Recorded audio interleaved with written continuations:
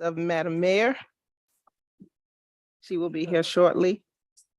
This is our work session, Tuesday, September the 5th, 6 o'clock. Roll call, please. Mayor Butler. Mayor Pro Tem James. Present. Councilmember Good Antoine. evening, everybody. Councilmember Gutierrez. Present. Councilmember Wells. Here. Councilmember Mayers. Here. Mayor Pro Tem James, you have a quorum. Thank you, ma'am. All right, we're going to go ahead with our old business, and my city manager is going to be on the spot for the background and history. Council discussion and approval of conditional use permit. CUP 2023-04, 5370 Ash Street, Planning and Community Development Department. Mayor Pro Tem, background and history. The applicant is requesting a conditional use permit to operate a private school and daycare for students specializing in STEM learning methodology at 5370 Ash Street. The property is located within the single family residential district per section 8828 single family residential RS. Places of worship, private schools, and daycare centers require conditional use permits to operate in the single-family residential district. A church currently exists on the subject property. The Planning Commission recommended denial of a conditional use permit at its meeting held on June 15, 2023, based upon the potential of liability of children and adult activities that includes clinics, recovering alcoholics, and offenders mixing. The following combination would not be allowed as a combined use. The city council tabled this item for a period of 30 days at their August 7, 2023 meeting to allow additional time to receive additional information from the applicant. Mayor Pro Tem, our Community Development Director is positioned to answer any questions that you may have. Perfect. Is there anything that you would like to add, Ms. Gardner, regarding the applicant? Another thing I would like to add is that upon working with the applicant, they did provide a clarification letter of intent for what the school, for how many students the school would actually, support. And it was from grades kindergarten to grade 12, Monday through Friday, 8 a.m. to 3 p.m. And also they did provide clarification with their school accreditation, and staff also verified that that information was, legitimate. And that information was in your packet. We also verified their state registration with the Secretary of State. That information was provided in your package. As far as their accreditation with a accrediting agency, they are accredited with the Georgia Association of Christian Schools. That information was also provided in your package, and also with their exemption status.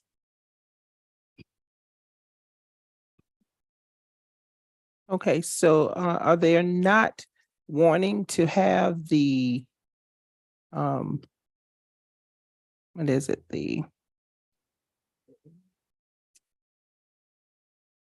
conditional use that was related not to the school, but to other things that they wanted to have done at the That was facility? part of the clarification. Okay. In the original application, they had multiple uses, so they clarified and actually reduced the number of uses for their intent, which would only be the school, and also they were an existing church, so that was their intent for the school.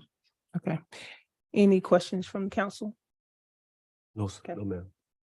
I have a question, Mayor Pro Tem. So what was the comments about the children mixing up with the sex offenders, or what's all So that in the about? original application, they wanted to do some type of Alcoholic Anonymous and other adult, programs to kind of, help people and bring them back into society on a positive note. But with those type of combinations in different age groups, that was some of the part of denial. So I have seen that in churches that it happens like that. Is it because it's a Christian school? Is that why it would be like the mixing up? I don't think it was the problem was the way they presented the information in the application. It was not clarified, and their whole intent was basically wanting to do the school as a conditional use. And one of the things that we explained to the applicant, we're not saying in the future that may not be allowed, but in terms of what they were proposing, the main component was the school and childcare. Thank you. Yeah, that was something that, I mean, I know that I don't really even know if we have any things like that in Forest Park. So I'm guessing, for them to go back to the drawing board and bring that back potentially, because I think those things are important to have in our community also, to offer people those spaces to go, recover. Thank you. Councilwoman Wells, No, thank you. Councilman Mears. Well, what is the decision of the board on the changing of the information? In the original application, we just needed clarification of the uses that were requested. And so based on these clarifications, I mean, ultimately, it would be the governing body's position of, whether they voted up and down. But based on the information that was provided, staff doesn't see any issues at this point. Thank you. Any other comments from the governing body? That was my question. Thank you. I just have one question, Mayor Yes, Pro sir. Tem, just for the record. Based upon there being a variation of uses that have been proposed, should this item be approved, how will we ensure that the business in itself is operating under the approved use that this governing body allows? I would say recommend approval with the conditions. And I've written down several. The applicant provides staff with a copy of licensure and updated exemption from the State Department of Early Child Care. The applicant applies for a business license and the license must remain current as long as the school is in operation. And that the conditional use can and could be revoked by the city if business licensure is not applied for and kept current. And it would only be to operate as the church and the school. Any other comments? Yes, and forgive my tardiness, but Not forgiven. Ms. Rainey, let the record reflect that I did show up at 6:05. And so I just want to make sure that I understand, even though it was recommended to deny this permit, the positions of this facility operating children and adult activities that includes clinics, recovering alcoholics, and offenders mixing, that's no longer the case. Correct. Okay. All right. The next item on the agenda, Madam Mayor, you have 3 new pages. Thank you so Do much for have it? taking over. You have the 3 new pages. Yes, I do. Okay. Item 2, council discussion and approval of use of summary minutes in lieu of verbatim minutes. Background and history. The Opening Meetings Act further requires that minutes from council meetings be prepared and available for public inspection. However, verbatim minutes are not required under the Open Meetings Act. Instead, the Open Meetings Act provides that the minutes shall be promptly recorded and such records shall be open to the public inspection once approved as official by the agency or its committee, but in no case later than immediately following its next regular meeting. And that such minutes shall, at a minimum, include the names of the members present at the meeting, a description of each motion or other proposal made, the identity of the persons making and seconding the motion or other proposal, and a record of all votes. The names of each person voting for or against a proposal shall be recorded. It is proposed that the city of Forest Park discontinue the preparation of verbatim minutes of its public meetings and begin to utilize summary or action minutes meetings in minimum requirements of the Open Meetings Act. Additionally, city council meetings will continue to be audio and/or video recorded.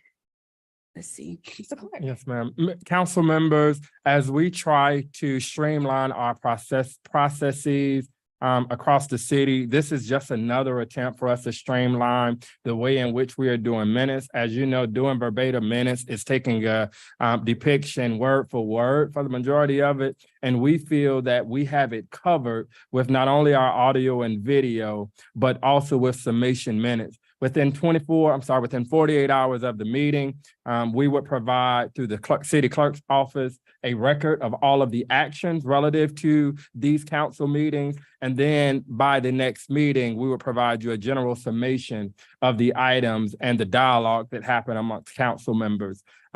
If there was ever a time that a council member want verbiage to be included into the minutes that was not there, the clerk could at that time include that verbiage and move forward without having to do a full synopsis and a full verbatim set of minutes that perhaps many probably don't read from start to finish anyway, but we would still have a record of that conversation. In addition to that, we'll also seek to improve some of our video recording so that if you want to just look at that portion of the meeting relative to the audio and visual for that item, we'd also be able to do that as we continue to flesh out the system that we're using. Thank you so much, Councilwoman James.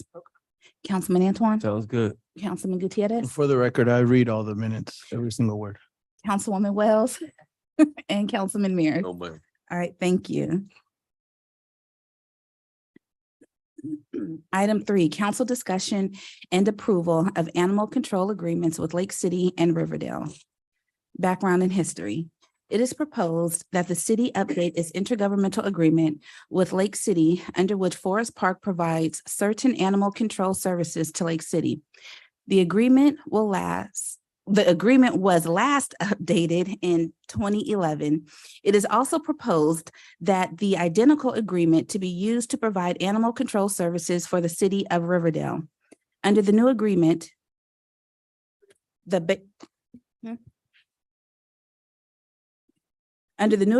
basic services would remain the same. However, the fees have increased as follows. Increase from $6 to $15 per day for kenneling of animals. Increase from $40 to $50 for animal disposal. Increase from $15 to $35 for pickup fee for all animals collected during normal business hours. And an increase from $60 to $75 for pickup fees for animals collected outside of normal business hours. The agreement also provides that all fees and fines collected in any municipal court, Lake City and/or Riverdale, for animal control violations will be paid to Forest Park to offset some of its expenses in providing animal control services. This will be Chief Chris and the Police Department. And legal. So, Mr. Williams, is there anything you want to? The summary is fairly straightforward. Again, this is an agreement that we've had in place for over a decade, but haven't updated it, and primarily with respect to the fees. Much of the fees that you see are actually paid over to Clayton County for use of the I can't think of the name, but the kennel where these animals are stored. And so a lot of these fees are pass-throughs. But again, it's an opportunity to update and modernize the agreement. All right, thank you, Councilwoman James. Councilwoman James, any questions or comments? Okay, Councilman Antoine, Sounds good. Councilman Gutierrez. How many officers do we have that do this work, the animal control? I want to say 2 or 3. We but have a captain here that's over animal control services that could answer how many particular employees we have if you come to the podium. Come on up, Cap. Looking good. Afternoon. Good afternoon. To answer your question, at this time, we currently have 2. 2 people, okay. And they serve our city, and then if like somebody calls from Riverdale or Lake City, then they go serve them? At this time, they're currently serving the city of Forest Park and Lake City. It's my understanding that this agreement is reached then, perhaps those services will extend to Riverdale as well. Okay. I guess just my concern is, how do we base, is there any type of priority? I guess we always prioritize our city first, I'm guessing, but then if they're out there, then they, yeah, I don't know. I'm just concerned because I have seen, some dogs everywhere, and I don't know. I'd like to maybe, city manager looked and make sure that, I guess the calls or that 2 people are enough for that. If we need to, I don't know, expand that department. It's going to be something we're going to have to monitor, Councilman Gutierrez, just based upon the demand. And if at such time we feel, based upon Captain Whitehead and Chief Chris evaluating this program, that we need to add additional staff to cover those respective municipalities, then I think it would only be fair for us to increase the fee that we are charging to offset the cost of that additional personnel, because as it currently states, the 2 individuals that we have assigned to Animal Control Services can handle the city of Forest Park, I believe. Yes, sir, that's correct. Yeah, guess I just wanted to make sure that we're not spreading ourselves too thin. Yes, sir. Regardless of Lake City giving me that hefty ticket, I still want to make sure we take care of them. Okay, thank you. Councilwoman Wells. Yeah, that was kind of my question too. So is this all that we're making? Because if this is it, then I don't think we need to continue the services nowhere. From $6 to $15, $40 to $50, that's not gonna cover if we need another employee. Right. And I think that's a great point. Right now, we're providing a provision of these services to Lake City. And I think at the last report, and my apologies, Ms. Wells, at the last report that I saw, I believe that our animal tickets for Lake City was probably under 5 in a month or something. Captain Whitehead, are you familiar? Sounds pretty accurate, sir. So it's not a lot. Now, I'm not certain what the call volume will be for the city of Riverdale and how long it's going to take us to get there, just depending on what those issues look like. So they just couldn't get their own services? Not just work our employees, no disrespect to Riverdale, but this little bit of money just don't seem worth it to me. I'm always about what makes sense, and it just don't make sense. Now, if you were gonna pay us maybe a few $1,000s a month for us to cover that versus $15, $50 here and there, like this, to me, is not worth our employees dealing with the hassle. So I do know that there was conversations with the leadership for both respective cities. Unfortunately, on tonight, we have a scheduling conflict with the Citizens Police Academy having their graduation at the same time. So Ms. Wells, if you would, so that I can make certain that on record you have the proper information as to how these numbers were derived, can we table this conversation until such time as Chief Chris can provide background information as to the meetings that he had with the leadership over at these respective cities? Sure. Councilman Mears. I agree on the table. Absolutely. And then since we are going to table, I'm just going to ask the question anyway, but how long is this agreement for? This was a 10-year agreement. No. Yeah, Oh, no. Yeah. We'll table this. Item 4, council discussion and thank you, approval. Captain. Oh, yes. Thank you, Captain. Appreciate you. He's a captain. Council discussion and approval of truck operating hours ordinances. Background and history. It is proposed that the city ordinance be amended to prohibit tractor trailers and large trucks from operating in residential areas between 10 p.m. and 7 a.m. Our current ordinance does not sufficiently address the matter of trucks operating in or around residential areas. This ordinance would prohibit the operation of excessively loud trucks or engines within any residential area or within a radius of 500 feet therefrom. Additionally, no truck, tractor, or large truck shall be allowed to enter, park, or stand within any residential area between the hours of 10 p.m. and 7 a.m. Mr. Williams, anything you'd like to add? This is, fairly straightforward what we're doing here. This was one of the items that Chief Chris wanted to address, since our current ordinance is fairly vague in terms of how you establish whether there's a violation. So we wanted to put specific hours in place, and then there's a noise condition as well. So we're prepared to recommend you move forward with this. Councilwoman James? Councilman Antoine? Thank you for the recommendation. Councilman Gutierrez? Sounds good. Councilwoman Wells? No. Councilman Mears? Yes, ma'am. No comments? No comments? Okay. Good. Item 5, council discussion and approval of a resolution to request local legislation to increase hotel motel tax. Background and history. It is proposed that the city council initiate the process of increasing the hotel motel tax to 8% by approving a resolution calling on the Clayton County Legislative Delegation to pass local legislation authorizing the city of Forest Park to do so. The city currently imposes a 3% hotel motel tax. State law provides that cities can increase the tax up to 8% after adopting a resolution urging the passage of local legislation by the Georgia General Assembly. Once the local legislation is approved by the General Assembly, the city may thereafter approve an ordinance providing for the increased tax and the usage of the additional revenue. Under state law, the revenue from the tax must be used as follows. The first 3% may be used for general fund purposes. The next 3.5% must be used for promoting tourism, conventions, and trade shows within Forest Park by contracting with a destination marketing organization, such as a convention or visitors bureau, for such purpose. Any amount of the final 1.5% that is not used for promoting tourism, conventions, and trade shows shall be expended for tourism product development. State law defines tourism product development as the expenditures of funds for the creation or expansion of physical attractions which are available and open to the public and which improve destination appeal to visitors, support visitors' experience, and are used by visitors. Such expenditures may include capital costs and operating expenses. Some specifically named items in the state code include meeting, convention, exhibit, and public assembly facilities, visitor information and welcome centers, wayfinding signage, museum, art galleries, gardens, parks, trails, and other recreational facilities or performing arts facilities.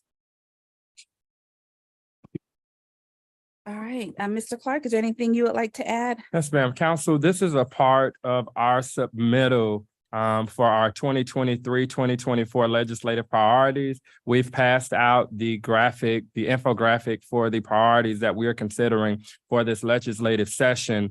This one here is just a perfunctory measure that requires local legislation just based upon us trying to get our hotel motel tax percentage to the level that other municipalities around us are assessing, which is 8%. At current, our rate is 3%.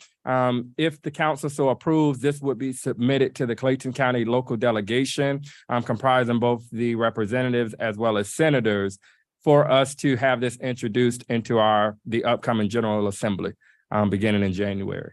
Thank you. Councilwoman James? No question. Councilman Antoine? Thank you. Councilman Gutierrez? Thank you. Councilwoman Wells? No. And Councilman Mears? Good idea, no? Thank you.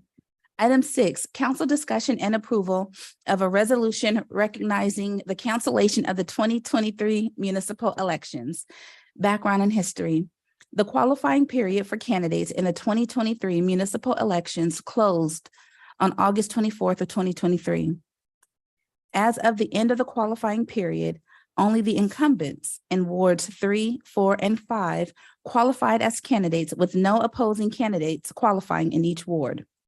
OCGA 21-2-285J provides that in the event there is no opposed candidate in a precinct in a general or special municipal election, no election shall be had in such precinct unless a write-in candidate as qualified as provided by law, or unless there are issues to be submitted to the electorate within a precinct.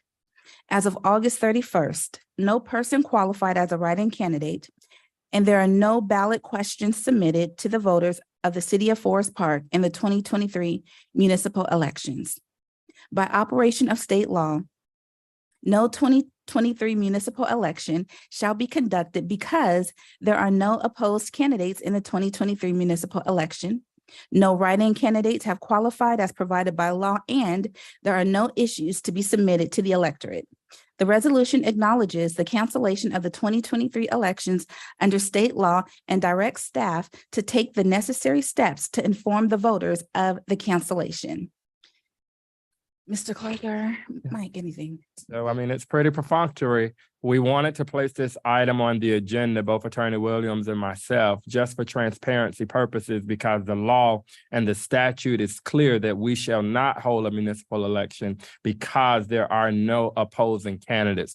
One of the things that I do think we should do, if this item so passes, is still notify via postcard our residents that we are not having an election and here is a state law that deems why we're not having that election, so that the public understands the why behind what we're doing and will not just think that we are arbitrarily canceling this election if this governing body would like that.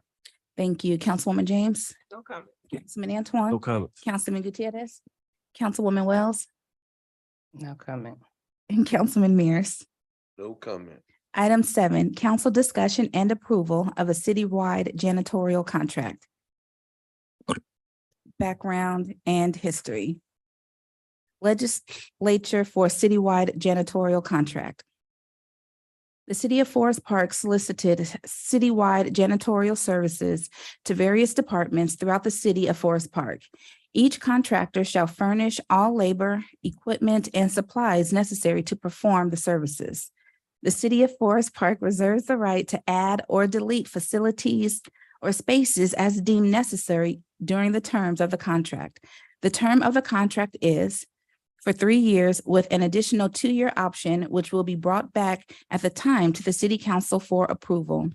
The cleaning schedule of all buildings may be modified at the city of Forest Park's discretion throughout the life of the contract. The work shall be scheduled at such times as to avoid interferences with normal or specific activities that may occur in the facilities of the various departments. The request for bids was broken down into 2 different documents. Bid 1A included City Hall, Human Resources, Planning and Community Development, and the Council House. Clean Pro Facility Services LLC was the lowest bidder at $2,700 per month. Bid 1B included Public Works and the Police Department. our Trash Valet was the lowest bidder at $5,950. Fire's not included? They clean themselves? Oh, okay. Okay. The Department of Public Works will oversee this contract, and the contract will be appropriately funded by each individual department listed. Any other city space will be negotiated by the departments individually. Mr. Jeter, you have the floor, sir. Madam Butler, if you will, just before we get into this dialogue, is there a general answer as to why this contract was not for all of the facilities? I know fire is not on here, in Parks and Recreation, Senior Center. Parks and Recs identified their own staff clean up their facility as well as the fire department. They get paid for cleaning. Why? Pardon? Chief Clemens, and is Mr. Maxwell present? Oh, yes. Can you answer that for us, please? Good evening, Mayor and Council. Good evening. It's traditional that the fire department maintains their fire stations, but they don't maintain administration. So anything above the fire stations would need janitorial services. To be specific, so that would only be the station at Gillum, the older station. No, all three stations, the firefighters maintain those stations. The only areas that they wouldn't maintain is administration offices. So that will be like where I am. Yeah, the station at Stairs. Gillum. Yeah, Okay, got it. and So any just- new administration training facilities and things of that nature. Got it. Yep. So we could do that as an add-on because that's just one floor. All right, Mr. Maxwell? All right, good evening, Mayor and Council. Good evening, sir. Well, our facility, we're there longer than others, so we can't clean once at the end of the day. So we have a maintenance staff that we hire that's within the budget, and they work all day, not cleaning once a day. Excuse us. Okay, thank you. They got nice shirts like you? Mr. Jeter, you have the floor. Well, I guess they've explained mostly everything in terms of we are able to negotiate those other spaces with those different cleaning services. But what we did was we've already done this thing twice since I've been here. My 3-year anniversary was August 28th. And I think we've done 2 different bids. We did an RFP and a bid. This time we did a bid. And we chose, and each issue was because of labor. And the old cliche is good help is hard to find. So that's what we've been going through. What we decided to do was break it down into two different bids. And we took the larger of the two, which was Public Works and the Police Department. And we took City Hall, Planning and Development, Human Resources, and the Council House, and we put that in a package. And everyone could bid on both, but you could only win one. And by doing it this way, the larger firms, which were the ones who had the contracts prior to this, they were the ones who were having the problems with labor. So we were also trying to keep it local. We wanted to get as many local janitorial firms to be involved. And it also eliminated you from having to get a bond. So that's why we chose to do it this way. Hopefully it'll work out. Councilwoman James, any questions or comments? Yes, so the two bids for the two different, bid 1A and 1B, the total, is it, relatively the same amount of what we was paying before for someone to do the same, or is it cheaper or what? It came out cheaper. Okay, thank you. Councilman Antoine, That sounds good. Councilman Gutierrez, Thank you, sir. Councilwoman Wells. Anniversary. Yeah, happy anniversary. And thank you, Mr. I Jeter. made it. Thank you. My only question was, I was concerned, but you all answered the questions before the meeting. No need to bring that up, but do it have to be 3 years, being that we have had issues with cleaning services? Does the contract have to be for 3 years? Can we do a trial period? That's just a normal, I'll let city attorney address that. Well, we have an out, so we can cancel it at the city's for our purposes with 30 days notice. So even though we set it up for 3 years, if there are issues, just like the prior ones, if we need to cancel it or change, we can do that. Okay, thank you.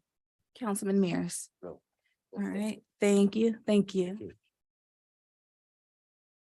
And we do have executive session, and I think we have plenty of time to get through maybe 1 or 2 items. And so I'm going to ask for a motion to recess the work session so we can enter into executive session for personnel, litigation, real estate, and legal matters. So move. That was Councilwoman James, their second. That was Councilman Antoine. Any discussion?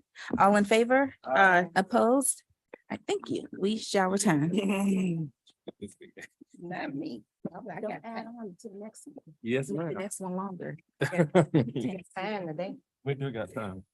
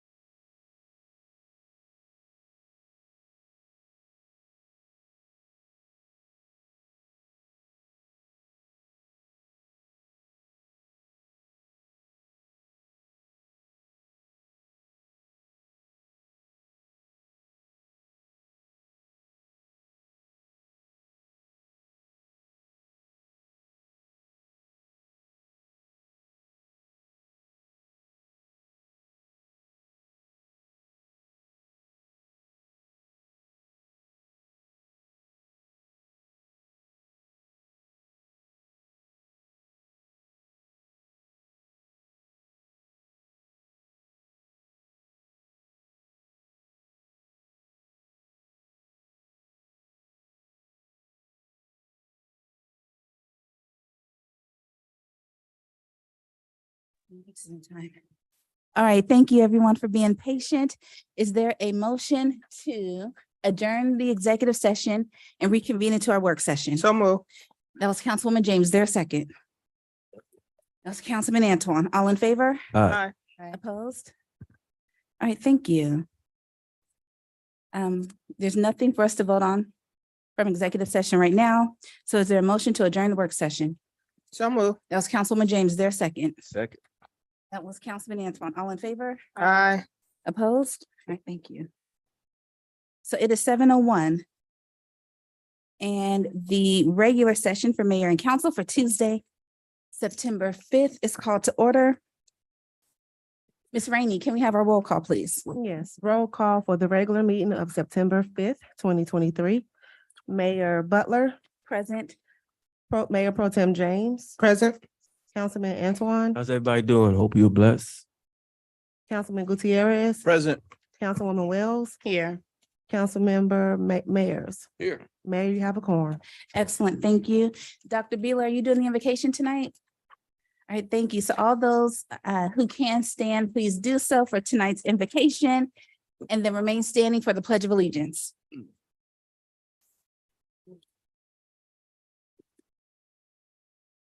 Hallelujah. Praise you, Lord. Father, we come boldly to your throne of grace this night.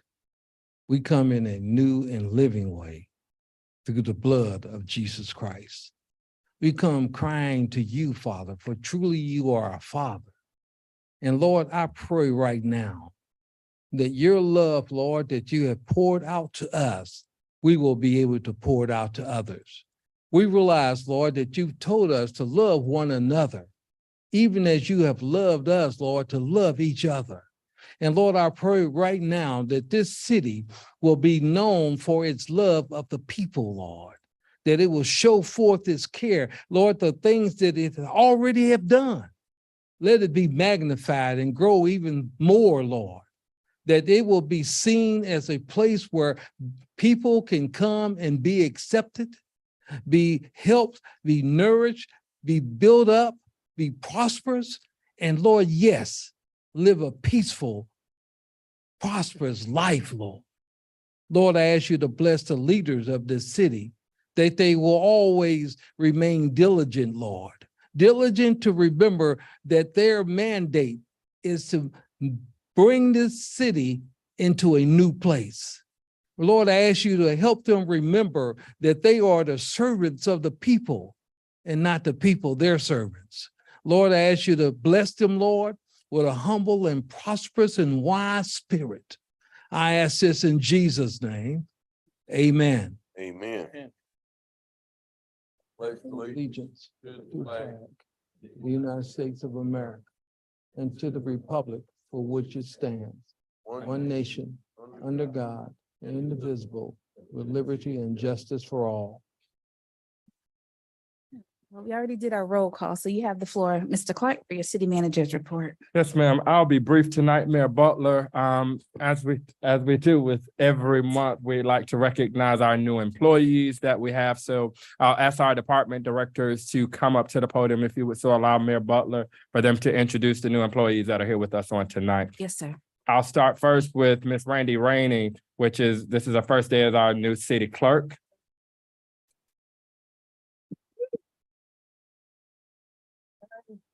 And I'll turn it over to our department directors to introduce their new employees. Oh, Josh got somebody. Good evening, Mayor, Council, City Manager.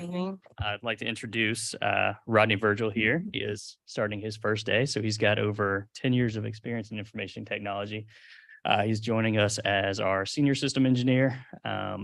He also got his start in technology in the military. He is a 6-year vet of the United States Army as an information technology specialist. And he also has experience in local government, where he spent his last 1.5 years at the city of Jonesboro.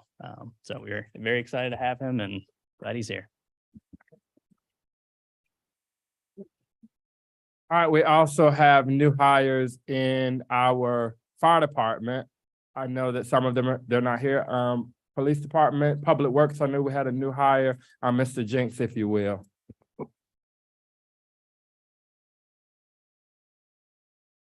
I apologize. I don't see Ms. Carter here.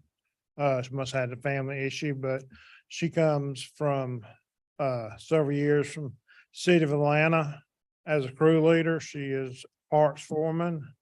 And when she left City of Atlanta, she had a 6-man crew and she was taking care of 68 parks.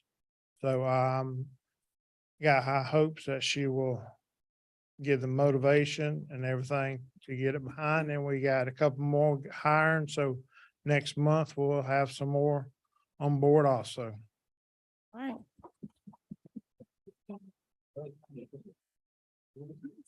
All right, council, the other thing we'd like to share with you, we know we've had a lot of talk relative to the resurfacing on Pine Ridge. Pine Ridge should be starting any day now, and it will be from the Lake City side all the way over to the Forest Park side. We're excited to get that work underway, so just look out any day for that work to begin, because as I walked the ward with Ms. Wells, we were able to see several areas that need some assistance with that road. In addition to that, just a friendly reminder of our 2023 memorial service hosted in conjunction with our fire department as well as our public safety entity. That event is September the 11th from 9 a.m. to 10:30 a.m. It'll be held at the Gillum Public Safety Building. Again, that's the 9/11 commemorative event being held on September the 11th, 2023 from 9 a.m. to 10:30 a.m. If it's not on your calendar, we'll make certain that the council aide send it out on tomorrow just to add it to your calendar. The other thing we'd like to report back on, you'll recall as we've talked about our revenue recovery effort, through our auditing of our Georgia Power accounts, we're able to save $15,000 in this annual budget year. And also we will be receiving a total of $9,200 based upon Okay, thank you. I'm in another meeting. we'll be able to receive roughly $9,300 back from taxes that have been paid on these Georgia Power bills from the city, when of course the city is exempt from paying taxes. So we'll receive $9,267 back from Georgia Power from some of those savings. The other thing that we're going to evaluate through this recovery period is the peak that we go through from the period of 3 o'clock to 7 o'clock through summer months. So we're going to look at ways with our Public Works Department to ensure that after 5 o'clock for our facilities that are not in use, we're not continuing to run the AC at degrees from 70 to 75. We're raising it with preparation for the employees coming back the next year, so we're not paying that high tariff. Mayor Butler, that's all I have for tonight. Wow. All right, thank you. Yeah. Item 1, presentations. Thank you. Forest Park Fire and EMS announces its newest paramedic, DeAndre Robbins. Background and history. Forest Park Fire and EMS is pleased to announce its newest paramedic. Congratulations to DeAndre Robbins for obtaining his Georgia paramedic license. Paramedic Robbins satisfied the national standards for certification on August 7th, 2023 with the National Registry of Emergency Medical Technicians. All right, all right. All right, good evening, Mayor and Council. I'm happy to announce that DeAndre Robinson spent 9 months out of his own time, initially paying out of his own pocket to attend a paramedic school. As you know, we're short in paramedics in the city. This is our advanced level of care to our residents. He's one of the ones that are going to be implementing and training EMTs that will be on the trucks with him to provide care to our citizens. So he'll be the delegator of those emergencies. But he has now the institutional knowledge, clinical hours to provide this level of care to the citizens of Port Forest Park. And I'm just so proud of him. He's not only a paramedic, he's a national registered paramedic, which means he can take his talents to South Beach. Right here in Forest Park. Oh, DeAndre Robinson.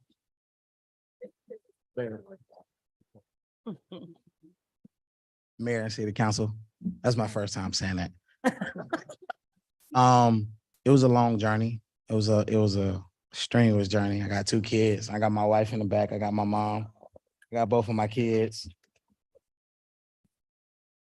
Yeah, it's been tough. My youngest son actually just got diagnosed with type 1 diabetes, but it's a journey. The fire department, chiefs, both chiefs, my lieutenant, they've been there. They've been supporting with you all the support, their support, my family support. I was able to actually get this done.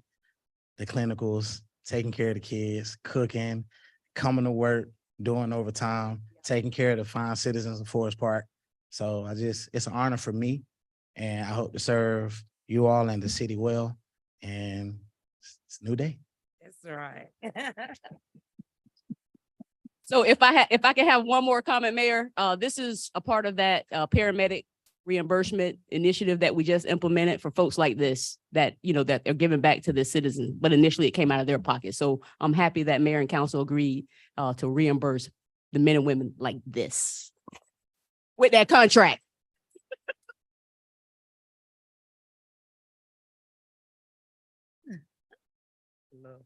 That is so awesome.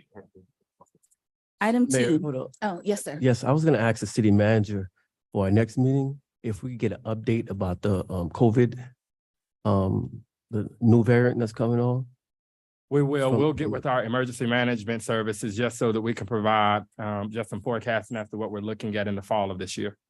Can I follow up with something since we talking Yes. about EMT and all that? I'm glad he asked that question because I was gonna ask about the employees, the money that we took away, the hours that we took away, now that it's coming back, and we look into giving that back. So maybe that can be on the next agenda. All right, we'll look into that. COVID leave. Have to wait for an emergency order. I think it was done via an emergency order. It ran parallel to the issuance of an emergency order from the city of Forest Park, but it's something that we can look into and get something back to the council members for you to have dialogue on, just based upon what you want to do. Thank you. Item 2, Clayton County Math Talk Math Trails. Background and history. The goal of this project is to use Math Talk and sidewalk math overlays, along with student design overlays, to enhance mathematical literacy in Clayton County by creating opportunities for community members, including parents and students, to engage in mathematical discussions, games, and applications while at play in the community. Good Hello. evening, Mayor and City Council. This is also my first time saying it. It's actually beautiful. This is my first City Council meeting. So to see the behind the scenes of what's going on in these meetings is actually enlightening. So I appreciate being here today. My name is Miranda Baker. I am the project manager for Math Talk here in the Clayton County location.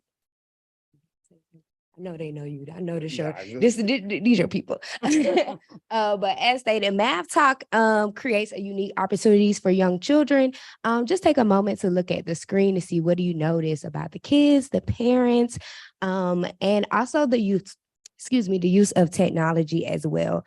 Our goal is to definitely implement our math installations in areas, especially economically distressed areas, so that we can build that mathematical literacy.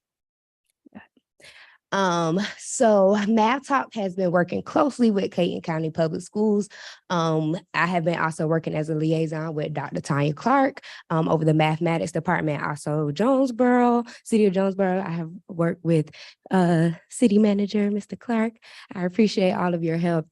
But we have been able to have a few installations already at Lee Street Park and Elementary, at Clayton County International Park, and also Northcutt Elementary and Middle School. So today we had some conversations about going to Star Park, and we recently had a meeting to kind of shift the approach that we would like to take for that. And so I'll share that towards the end, just to kind of get your ideas and approval for the city locations and what city parks that we have decided to transition to. All right, our mission is just for kids and their parents to enjoy math everywhere. So just 3 anchor questions to think about if you would like to know more about the work that we do. We just want you to think about, what if math was more visible, vibrant, joyful, a part of our everyday lives, what that would look like and feel like in your neighborhood, and what that would mean for the kids that live there and the adults that care for them. All right, just a few of our core values. Math is for everyone. We would like everyone to be a part of these conversations daily.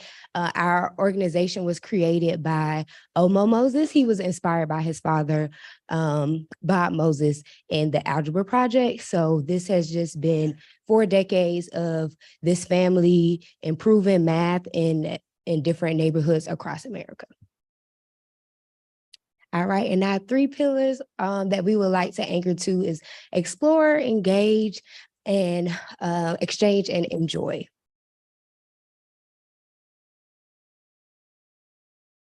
And you don't have to play the video, but this is just to show you how tech savvy we also would like the families. We know that the kids have their phones, the parents have their phones. So we are heavily into the augmented reality so that the students can be able to engage and hands-on, get use of the technology as well as the installations at the park. And so this is some type of signage that you may see and the type of engagement that you will see at the park. All right, so as some of us know that math is definitely a subject that can cause some anxiety. And so we want to help bridge the gap between that anxiety by continuing to move forward with installing these math trails along the city. You keep going. And so once again, our products include just mathtrail.com, where we have resources for families, their students, and this is what the AR will look like at some of the parks and how the students can engage with it. And these are just other decals along the way and just other ways to immerse the students in the math experience. And then I'll dive into explicitly next. Okay, so this is just showing right now where Math Talk is located, and we are growing and expanding, but Clayton County is the only place in Georgia that we have at the time. So we just appreciate Dr. Clark's help with just trailblazing this. And yes, we can go ahead to the next slide. All right, so this is just a few images from the engagement. We had a huge engagement out in January where we had over 250 families come out. And so it has just been a great experience for students to think beyond the math that they just see paper, pencil in the classroom. We are also expanding to have a teacher focus group. I am a former classroom teacher, so I will bring the teachers out to show them how they can tie in their curriculum with what we have at the park. And so with that being said, so at Star Park, that was going to be our original next location after we finish up at Northcutt. However, the renovations haven't been made to Star Park yet. So we had some good suggestions about maybe touching more of the city. Like, so instead of putting all of the installations at Star Park, maybe put a few at some of the surrounding locations. So do you want to read off the parks that was suggested? Yeah, so we try to get a park from each ward, so it pretty much connects the city and not just focus on Star Park. So we're looking at Bill Lee Park, 2nd Street Park, Theater Drive Park, Perkins Park, and Alden Drive Park is what we're putting it at. And once again, these locations will not only connect with the city of Forest Park, but we're trying to get it to where it's state, pretty much countywide. Mayor Butler, council members, one of the things that we learned is that these plans have been on the books for 2 years to do this installation at Star Park. So my advice to them was, instead of this just being a one-stop shop, perhaps we make it like a tour to where we're able to get kids through all of the parks just to connect them through our city, and then connect them via the arts as well as the historical abstracts of each of those various parks. So not only will you have this math trail, we're also going to embed the arts into this tour around Forest Park, as well as the historical elements of these parks, so that people can continue to learn our history. I love it. Absolutely. Thank you for that. The only last thing the slide is to download our app, Measure Everything, and to share out and take your family members, kids, students that you know. And I can't wait to continue expanding around Clayton County. Thank y'all so much for your support. So I look forward to hopefully getting these locations approved and moving forward because we have a great team of artists that are ready to move on. Thank you so much. Councilwoman James. So are we, is this something that we have to approve? I don't know that you have to approve it because this city has already approved the IGA or the memorandum with Math Talks. Right. Of course, this is 100% funded by Clayton County Public Schools. We're not funding anything. The reason I asked them to come make the update was just to see if there was a desire of this governing body, instead of the installation being all in Star Park, spreading it around the city so that we can do the installation quicker than later, sooner than later, I'm sorry. Absolutely, I agree. Councilman Antoine. It sounds good, very good. I was just curious, but I know you're a former teacher, so you probably know the answer already. I'm curious about the special need kids.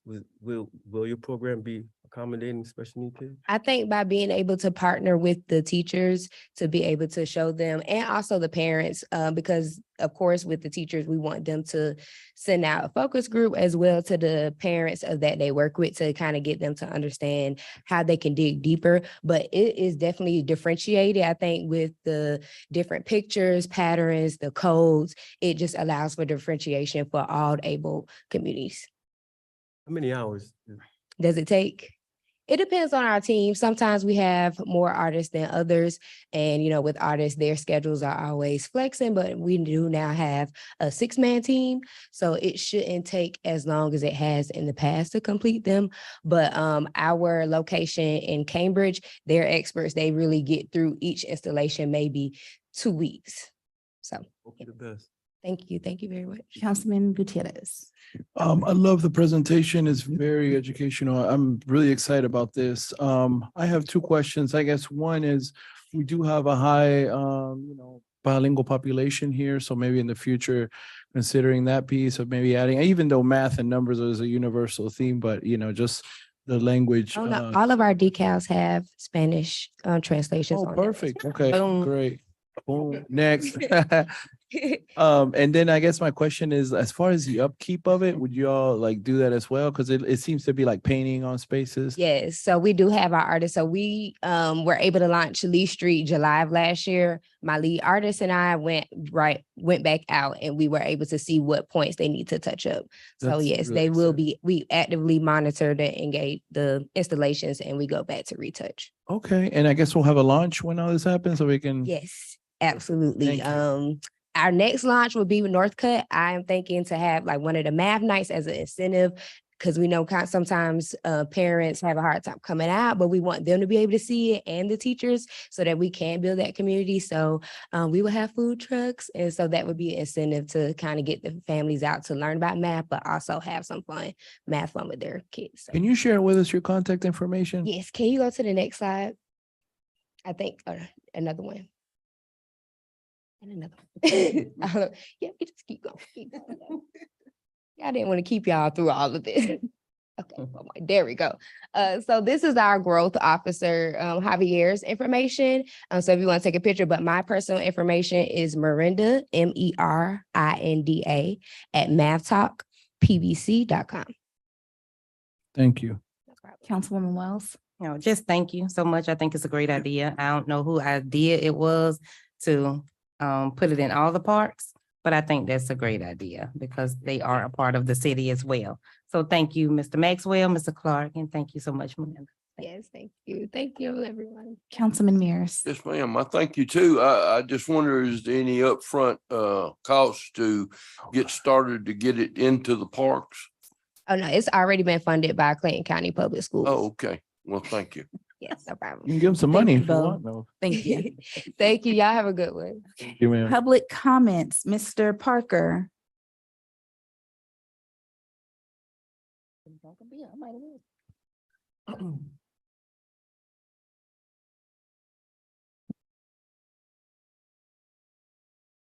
come before you, Chair, and asked several questions of you in the last several meetings, and you've not responded to a single one. The city and its officials continue to retaliate against me for asking questions and speaking out against them. Thank you for coming to your senses and not further retaliating against me in the last meeting out in the open as you have done in the past. I'll answer the question I posed myself. No, there is no rule stating I cannot say names here, yet you threatened me twice with being thrown out of this space. You attempted to suppress my First Amendment rights here in front of everyone. When I say everyone, I mean the handful of people who take part in this community and participate in it. There's just a handful, really. This is evident when you look around this room every council meeting. This is evident by no one running against the current council members. This is evident with the voter turnout. With an estimated 20,000 residents, the elected offices here get less than 5% voter turnout. I've continually tried to be a part of this community, but am repeatedly rebuffed and put at arm's length by you many times, previous city managers, and the councilman who got shot in his home. One would think that you would have open arms for anyone who wanted to be involved in their community instead of acting as a gatekeeper to it. It is my intention to continue to criticize each and every one of you who are not performing to the citizens' expectations. I do believe, even though you ignore me and my questions, that I am reaching some citizens, other members of the council and officials in understanding that I have not and am not doing anything other than trying to hold the government of Forest Park responsible for their shortcomings and retaliatory efforts against me. It's obvious, blatant, and visible to all who witness it. I'm glad you have followed the rules and procedures by having this meeting today directly after the holiday. I'm glad there are no made-up rules being followed today to silence me or others who may wish to speak. If the city attorney would allow me to have open records requests, I request instead of making up rules to gain access to them, that would be wonderful. But I continue to be stonewalled when trying to access open records by blatant lies. Here tonight, there is a vote on adding less specific notes to the minutes of the meeting. There will be a vote on use of summary minutes in lieu of verbatim minutes. It seems again that the city government wants to do the minimum amount possible in their transparency. It's interesting to note that for years, there's been details about each vote and also what each citizen spoke on. But as soon as I come up here to continue to hold you, the council, and its members accountable on a repeated basis, these details, among others, are being voted out of the agenda minutes. It is also interesting that the minutes for the last two city council meetings are still draft minutes online. My guess is that you are voting on this tonight and will make this retroactive to the previous two city council meetings minutes so that me and other complaints and criticism are not on the record in print. Again, the council is seemingly working to have less transparency and not more. The council is headed in the wrong direction with that. By the way, YouTube creates a transcript of the videos. This could be used as a starting point for proper details if you desire to have those. The government of Forest Park continues to find ways not to be held accountable for its actions. It plays by its own set of rules and changes them when they see fit and makes up their own rules to suppress their citizens' criticisms. Again, with so few citizens of the city taking part, it seems like you would want to listen and work with the few citizens that do show up and show interest. But no, again, the government acts as gatekeeper of who could actively take part in the city and its direction. Thank you for at least acting like you were listening and also for not interrupting me or enforcing fake rules. Ms. Falami?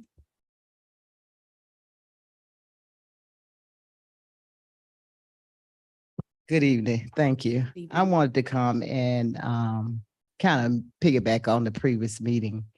I got a lot of calls about the approving of the regular meetings agenda.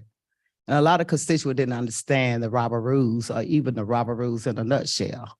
So they felt that the chair was being a little harsh on one of the subordinators. But when you come to protocol, there is a certain order you must take. Meaning that if any of the city councilmen saw something out of order, they could have called for a point of here, a point of order, meaning they could have then proved their comment of burden of proof. I want to say that because I don't think what was said to get the agenda approved correctly to be documented was inappropriate coming from the dais. But if you don't know Robert Rule, it did sound mean spirit. But I can promise my neighbor it wasn't mean spirit. It called necessary correction to approve the minutes. Moving on from there, I want to thank the concerned citizen who worked so diligent to make sure that all our incumbent was able to return back without anyone running against them. Because we was having problems with the redistricting, we didn't get anything in our mailbox on what was going to take place. So I called the community meeting. And congratulations to each of you. And we will hold you all accountable. Moving from there, we are headed down some new passes. And the only way to get through pathway, you got to be focused to want to make a change. And sometimes you have to stop doing some things that just don't make sense to order your footstep because it sent a bad brand to the city. And if you don't know what I mean by that, a lot of us have religion belief. Why don't you go talk to your pastor so he or she can tell you, train up a child so you can lead by an example. I think a lot of things is just a lack of communication, a lack of patience, a lack of want to become diversity. To stick with the community as a whole. We don't want to play the game, you owe me, because we pay you. There was another thing came to me about environment research. And I said the last time I remember the environment research was at the Army when we purchased it in 2024 for the Vaker. And we need to do an environment. We really do. I got a lot of call about the sanitation. Everybody in this room know how we've been dealing back and forth with waste management. But I just want to close out with my little 7 minutes from rushing back up here from the bottom of the county. In order to be understanding, you got to have the solution to want to understand. Thank you. Adoption of tonight's agenda. Is there a motion on such? So move. That was Councilman Antoine. Is there a second? I'll second. That was Councilwoman James. Any further discussion? All in favor? Opposed? Thank you. Now, approval of the minutes. Have everyone had the opportunity to review the minutes from August 21st, our work session and our regular meeting minutes? Are there any changes to be recommended? Not hearing any. Is there a motion to approve said minutes? So move. That was Councilman Antoine. Is there a second? I'll second. That was Councilwoman James. Any further discussion? Councilwoman James? Yes. Councilman Antoine? Councilman Gutierrez? Yes. Councilwoman Wells? Yes. And Councilman Mears? Yes, ma'am. Thank you. Old business, council approval of a conditional use permit 2023-04 for 5370 Ash Street. Is there a motion to approve this item? So move. That was Councilwoman Wells. Is there a second? I'll second. That was Councilwoman James. Any further discussion? Madam Mayor, I would like to make sure that the motion to approve included the recommended circumstances or whatever it's called, conditions, conditions that was recommended by the director. Do we need to restate the motion? Just for the record, so a motion would be in order to approve the conditional use permit CUP 2023-04 with the conditions recommended by staff. Wait, we have to withdraw the previous motion. But you're just adding on to it, so we don't need to? I just restated the motion, so just to be clear, if you want to withdraw the other one and then so move the one I just stated. Councilman Wells, do you mind withdrawing that motion? No. No. Okay. Oh, that is not going to happen. No, I said I don't mind. Oh, okay. All right, so that was a withdrawal of the motion. So restate it again, please. So a motion to approve the conditional use permit CUP 2023-04 with the conditions as recommended by staff. All right. There's someone make that motion? So move. That was Councilwoman Wells. There a second? I'll second. Councilwoman James. Now any further discussion? Councilwoman James, vote. Yes. Yes. Councilman Antoine. Yes. Councilman Gutierrez, Councilwoman Wells. Yes. And Councilman Mears. Yes, ma'am. Item 5, council approval of the use of summary minutes in lieu of verbatim minutes. Is there a motion to approve this item? So move. That was Councilwoman James. Is there a second? Second.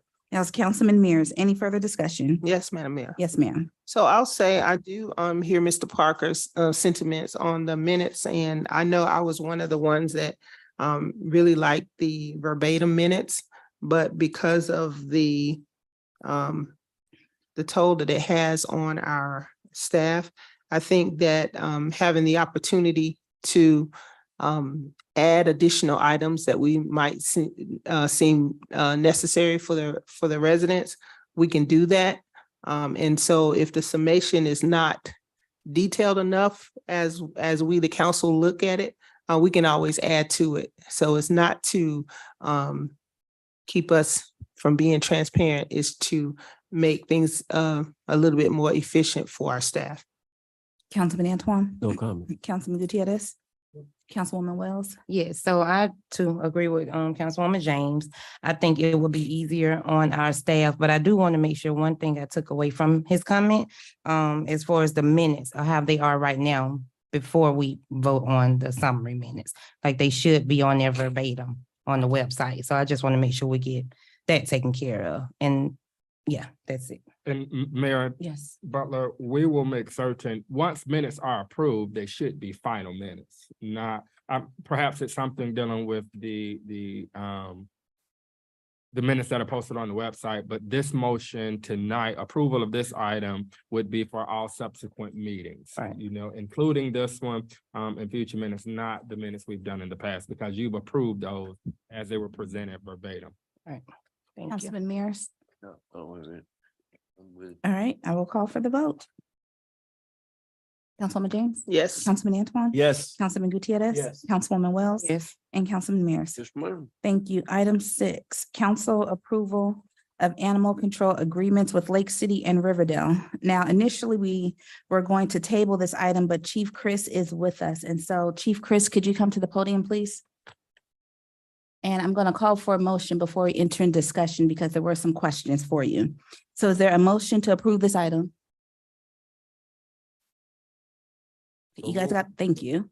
And then it's a second, and then we go into discussions and we can ask our Somebody else can questions. second.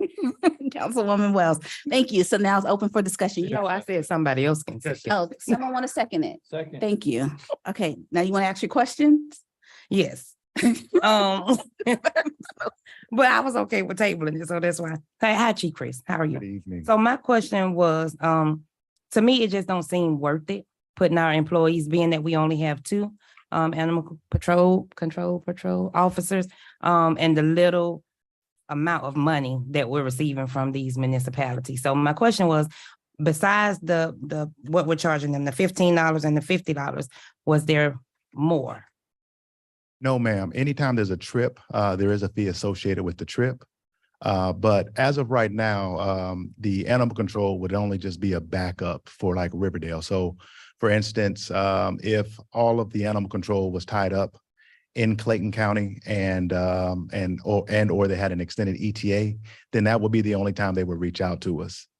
Currently, we do already have an agreement, an intergovernmental agreement with Lake City, and we're probably seeing maybe 1 or 2 calls a month to go to Lake City to handle their animal control issues. Okay, thank you.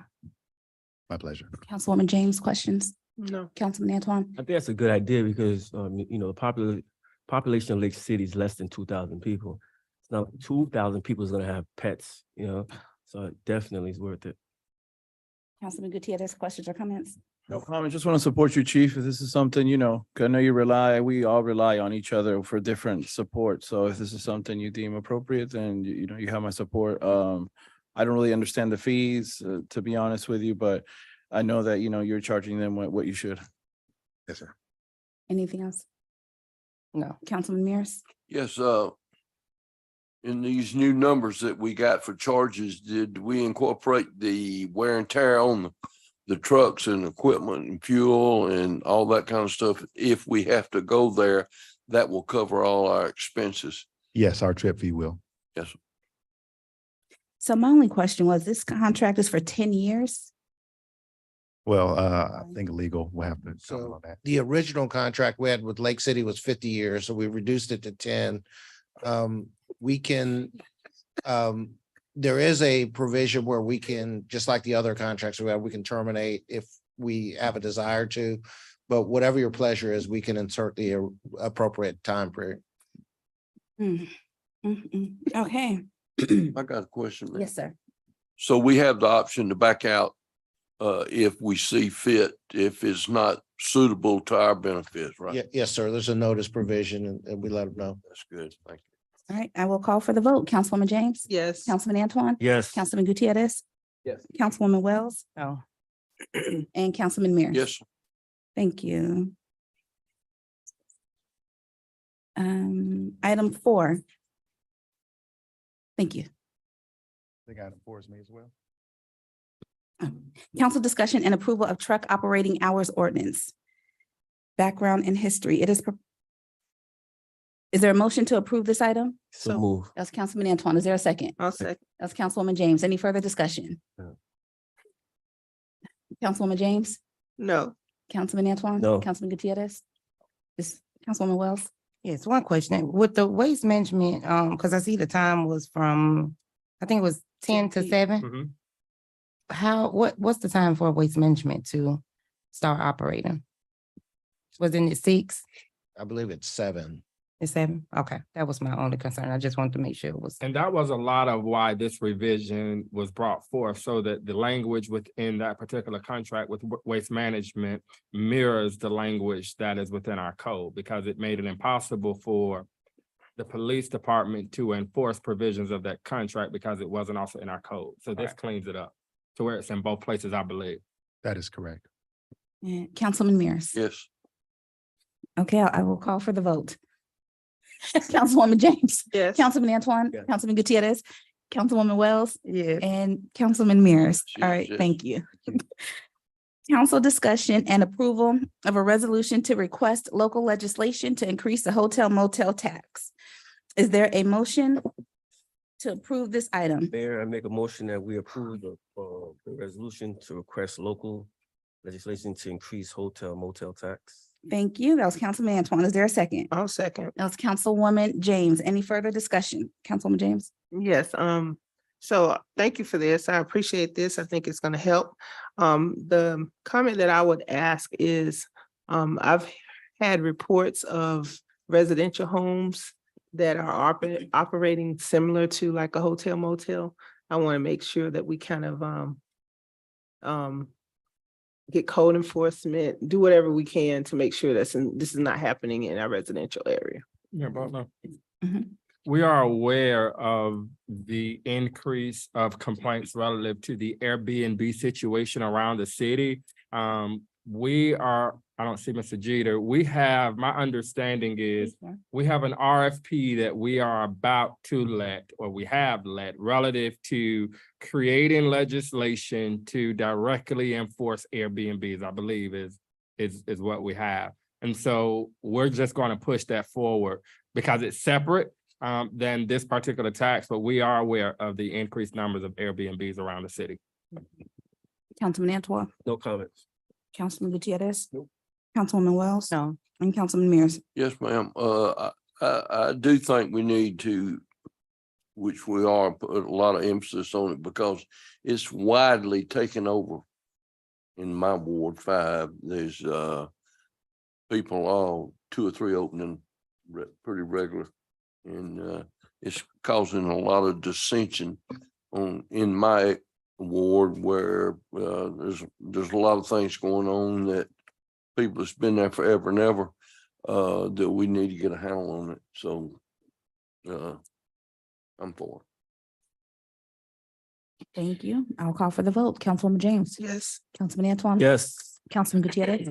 Councilwoman Wells? Yes. And Councilman Mears? Yes, ma'am. Thank you. Item 9, council approval of a resolution recognizing the cancellation of the 2023 municipal elections. Is there a motion to approve this item? So move. That was Councilwoman James. Is there a second? Second. That's Councilman Antoine. Any further discussion? Congratulations to 3, 4, and 5. I hope that happens 2 years from now. I'm just kidding. But congratulations. Councilman Antoine? We're going for the vote? No discussion. No comments. Councilman what's your name? Gutierrez? What's your name? Thank you, everybody, just for the trust that you put in me. Councilwoman Wells? Thank you. First of all, I'd like to say thank you. But it's kind of bittersweet for me because I feel like we are taking away the people's voice. And although, we are the only ones that are on the ballot, I didn't know that it was state law, that we would actually be breaking the law if we had an election, because I would not support it otherwise. I just feel like it's a right that the people have. So it's kind of bittersweet for me. But I do want to make sure that we get what I'm trying to say. Yes, to everyone, because I know we had issues with informing the people about the ward lines and things like that. So I just want to make sure every resident in Forest Park is informed about why we're not having an election. Yes, ma'am, Mayor Butler. Councilman Mears. Yes, ma'am. I agree with Ms. Wells on that. I'm happy that it turned out the way it did for different reasons, but I would like to see everybody get in, understand why the process went the way it did. Mr. Clark. Yes, ma'am, Mayor Butler. We will start work, I'm sorry. We'll start working tomorrow with our PIO just to develop some language relative to still the redistricting on one side and what those ward maps look like now. Since we have everything launched, our PIO shared with me just before the meeting that now the tool is up on the website to where you can type in an address and get that information. A special thank you to, I don't see her, but our deputy clerk, Miss Michelle. Oh, she's here. Miss Michelle, if you would please stand. Miss Michelle went through every street in this city to ensure that the information that was sent to us. I don't know how she did it, but it took a full 8-hour day just to make sure that the information that we had matched the information that the county had, which matched the information that the state got to us. But we will work with our PO to get those postcards out, especially now that we have more time. Thank you very much. I will call for the vote. Councilwoman James. Yes. Councilman Antoine. Yes. Councilman Gutierrez. Yes. Councilwoman Wells. Yes. And Councilman Mears. Yes, ma'am. Item 10, council approval of a citywide janitorial contract. Is there a motion to approve this item? So moved. Now it's Councilwoman James. Is there a second? Second. That was Councilman Antoine. Any further discussion? All right, I'll call for the vote. Councilwoman James. Yes. Councilman Antoine. Yes. Councilman Gutierrez. Councilwoman Wells. Yes. Councilman Mears. Yes, ma'am. Thank you. Closing comments by the governing body, and then we are returning to executive session. Okay. Councilwoman James, you have the floor, ma'am. All right, so I'll start with my log party. No, our zoning, is it the zoning department? Or Planning. Planning and zoning department is sponsoring block parties all over the city. That's code enforcement. Oh, sorry, code enforcement. Thank Code enforcement is sponsoring block parties all over the city. And so Ward 1, ours is scheduled for October the 24th. It's going to be Kennesaw Drive and Rushmore Place. And I have some flyers for those that live in Ward 1. I see Ms. Franklin back there to come out so that we can share that information. Also on September the 21st is the monthly ward meeting at 5 o'clock. Mayor Butler will be hosting for me. Thank you, Mayor Butler. I'll have another engagement. It will be at the Senior Center. We will have refreshments for you all there, but there you will be able to hear from the subject matter expert, as I call them, our department heads and leaders in the city to give you updates on things that are happening within our city. And then on Saturday, September the 23rd, mark your calendar, order your floats and all that good stuff. If you're alumni of Forest Park, we will have our Forest Park Homecoming Parade. This is the kickoff Saturday before the homecoming game, which is that following Friday, the 29th, I think it is, 28th or something like that. Anyway, the parade is the 23rd. We'll also finish off at a Kiwanis Stadium with a flag football game, alumni flag football game. So we have the Google file set up now for those that are alumni that want to play in the game. If you want to run up and down the field, I see Mr. Jinx over there. He's going to sign up because he's a graduate of Forest Park High School. He's just going to hold the flags. I'm just kidding. So we invite you all to come out and celebrate our homecoming court and our football team and just celebrate Forest Park. And then I believe that's all I have. And thank you all so much for coming out. Appreciate you so much. Councilman Antoine. Yes, I want to recognize all the new people that came to our meeting this evening. Welcome, welcome. I want to give a shout out to the new employees. Thank you for joining the All-Star team. I meant to ask the Georgia Power representative this last meeting.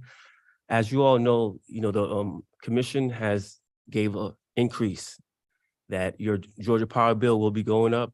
I'm not sure if it's this month or last month, the increase has come up. And you know that's going to be a concern because gas prices is up and now utilities are up. I was asking the board, mayor and council and city manager if we could look into that, some type of utility assistance. Plus, we know we got the rental assistance, so we might have to like choose on which one is. But Georgia Power did go up on that bill. I think it's like $20. And I don't know about you guys, but that's a lot of money. So thank you guys. God bless you guys. Nice seeing everybody today. Councilman Gutierrez. Thank you, everybody, for coming. I'm sorry, I am multitasking. But I really am happy to see the room full of people. Shout out to that EMT that Chief brought up. That's a beautiful story. And I'm glad, you know, we have people like that working in our city, taking care of our people. That's a dedication right there. But I'm happy that we know we're also doing our part and making sure that we're easing that burden off his family so he can use, you know, the money for other more fun stuff with his family, especially when he's serving our people. Running uncontested, I was looking forward to the debate that the Ministers Association always puts up. I had a lot of points to highlight. So, and I enjoy democracy overall, but I'm okay with the Lord taking that stress from me. So I'm going to continue to serve, and happy we also get to save some money for our city. Just want to highlight some things we got going on. This Friday will be our food truck event back at the park.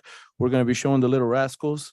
Last time we ordered the Blu-ray version, the nice version. We couldn't play it on our DVD, so we had to watch another fun movie. So we ended up watching Little Giants, which is not a bad movie either. But we're bringing back the throwbacks and the oldies for y'all to enjoy. So that'll be a fun time from 5 to 9. We're also looking for vendors. Our Hispanic Heritage Month is coming up, our city celebration that we'll be having October 7th. So if anybody wants to go out there, please reach out to Miss Tanisha or Miss Marsha or anybody in the city, so you can be part of the cultural celebration that we have. And we'll have our cleanup also on Saturday. So the day right after the food truck event, we have a cleanup for Ward 3. So just look out on our social media for the actual location. And yeah, just happy welcome all the new employees. Football season's about to come out also as well. So make sure you look at our tailgates. And yeah, thank you for coming out. Any questions, please feel free to reach out. Thank you, everybody. Yes, I would just like to say thank you to everyone for coming out and sticking with us. I know it's not easy, but things are getting a little better. But I just want to, although I don't have to, I like to let people know when I vote against something, it just has to make sense to me. And I'm always advocating for our residents. I'm always advocating for our employees. And I'm not the one to want to put more on them, especially if they're not getting paid for it. And so that is the reason behind my vote. It doesn't have anything against you, Chief. You know, I appreciate everything that you do. It's just that I would be contradicting myself, and I try to be as real and transparent as I know how. And so I try to be a voice for the resident as well as the employee. So things they may not say, I can. And so that is the reason for my decision. So I just want to say happy anniversary, Mr. Jeter, and thank you for bringing that to our attention because I did not know.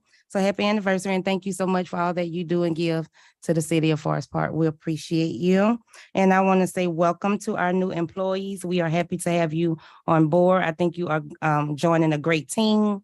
And I hope and wish you much success here in the city of Forest Park. And last but not least, I want to give a shout out to our chief. And it may seem like she's my favorite, but it is what it is. You know, I ran across a post today and I had people reaching out to me. Some of my friends who have daughters were interested in the camp that you have going on. So I wanted to let the residents know about that. So it's a Girls Future Fire Camp, October the 11th. It's ages 12 through 17, and it's from 9 a.m. to 6 p.m. at our Gillum Public Safety Building. I just think that's a great thing that you are doing, and I wish you would have spoke on it. Maybe you can give more information than I can, but there's the flyer. So maybe Chief can come up and say something about, she can use my time to say something about that because I think that is great. I think it is giving back to the community, and it's it's never been done. Like, I just really appreciate you. Good late evening. It was supposed to be on the next council agenda, but I'm glad you brought it up. Yes, we're offering a free girls fire camp. It's something that I've always indulged to do. It's happening across fire stations throughout the nation, and I wanted to bring that to the city of Forest Park for the young ladies in this community. So gives them it provides them an opportunity to learn about this profession. In addition to that, I hope to have a tour over the dispatch so that they know that that's an additional option. So yeah. Thank you, Chief. Thank you. And just last but not last, I know I said that was last but not least, but I just want to give a shout out and show appreciation to all of our directors and all of our employees, because a lot of, we're up here twice a month making decisions, but you all are here every day. And so I just want to say thank you for all that all of you do, and have a good night.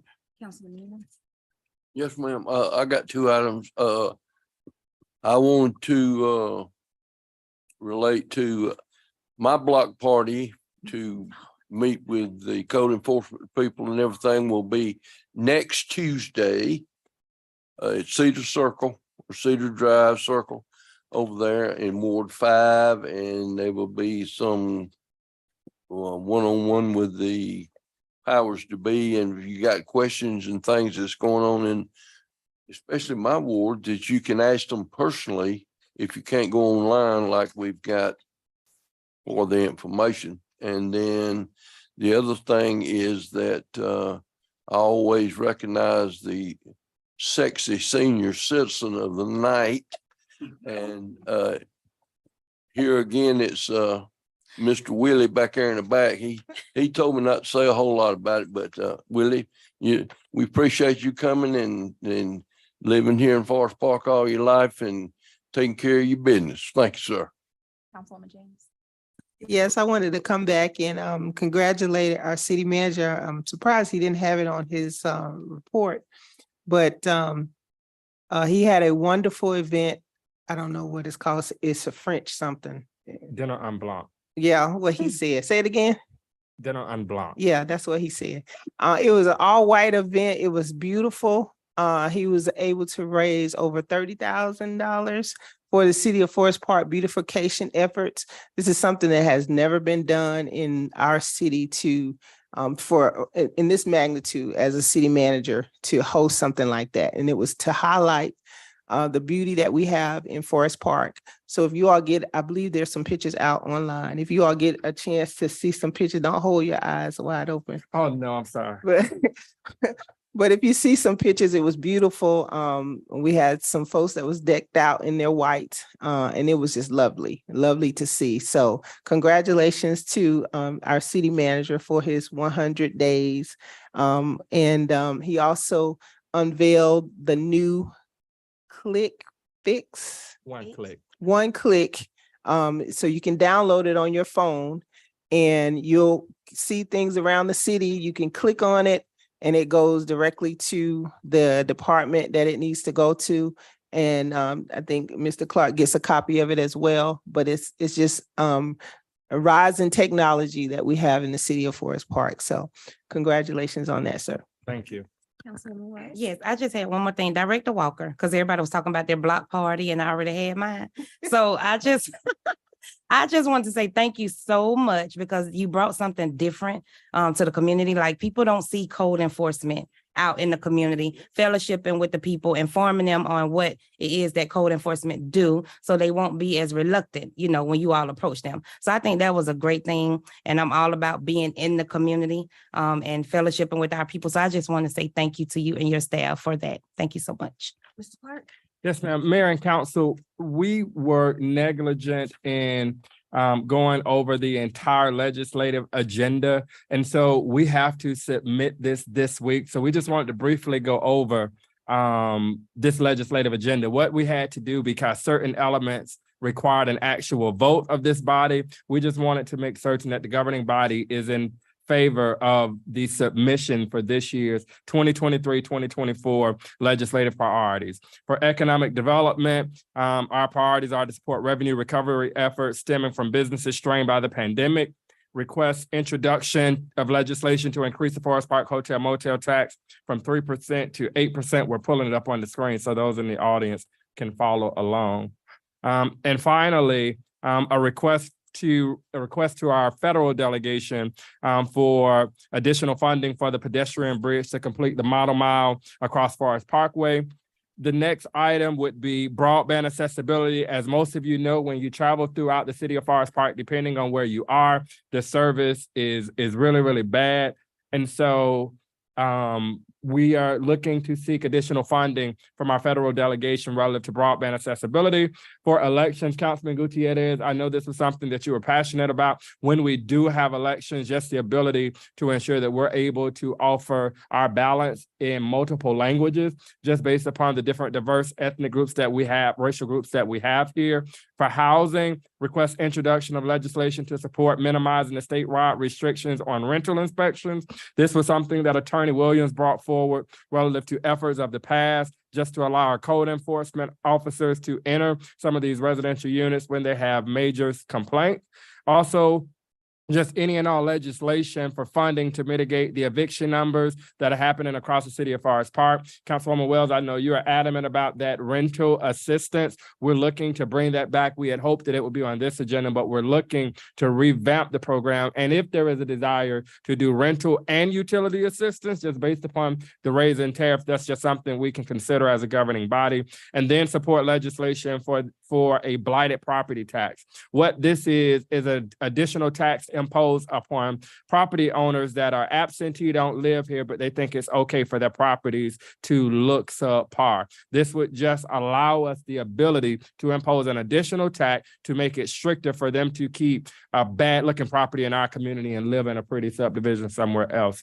For public safety, just supporting any legislation regarding additional funding to mitigate the homeless populations by adding additional shelters. As you know, we do have homeless shelters now, but based upon the lack of space, what ends up happening, what we're told is that when they get there in the morning, they then disperse and they're all over the city. So we're seeking some federal and local assistance since we know we have to accommodate for that population, just for some additional shelters within Forest Park. Also supporting legislation for funding for our public safety to deal with the mental health concerns that they go through on a day-to-day basis. Our police officers are trained for public safety, but a lot of what they're dealing with now is mental health. So we're just seeking any additional funding to alleviate that. Transportation, my apologies. That I guess somebody caught us with one misspelled word. But this is just for the governing body to review the practicality of us implementing a quiet zone along the railroad. As we talk about all of the requests of things that are happening on Main Street, especially with us looking to have housing there, we don't want to have a situation to where the train is blowing their horn in front of somebody's residential structure. So this is just us getting ahead of it, trying to get any legislation to support us implementing that. And I think we can do this locally as a governing body. And then finally, just the support of any legislation relative to funding for additional infrastructure needs, sidewalks, roads, trails, projects, streets, and bridges. I've seen Congressman Scott's office support local federal funding initiatives for these type projects in other communities. So we're just seeking approval to move forward to see if we can get some of those same dollars to advance some of the transportation projects that we have in the city. So, Madam Mayor Pro Tem, if we're going to vote on approving the legislative agenda, we first need a vote to amend the agenda to add that, and then a vote on the legislative agenda. okay, can we have a motion to amend the agenda to add the item? So move. Councilwoman Wells, Second. Councilman Mears, all in favor? Aye. Okay, can we have a motion to approve the 2023-2024 legislative priorities list. So move. Councilwoman Wells, second by Councilman, who's that? Gutierrez. Oh, Gutierrez, all in favor? Aye. All right, Thank you. with Mayor that Pro said, Tem, there was one more that Councilwoman Wells, and it's Fun Friday on September 15th from 7 to 11 o'clock at Star Park. We just forgot to. And also, for Councilman Gutierrez, his block party will be held at Edmonds Elementary School from 5:30 to 7 o'clock on Tuesday, September 26th. Free food, music, and fun. And the guest artist at Fun Fridays is Eat Candy. Ear candy. Ear Candy. I think everybody had a little wine. thank you. We want to continue to play for Mayor as she had to leave out for an emergency, but can we entertain a motion to go into executive session? All right, I'm sorry, say it, Mike. Yeah, that. So Councilman DeBose, Second. second Wells, all in favor? Aye. Y'all have a great evening.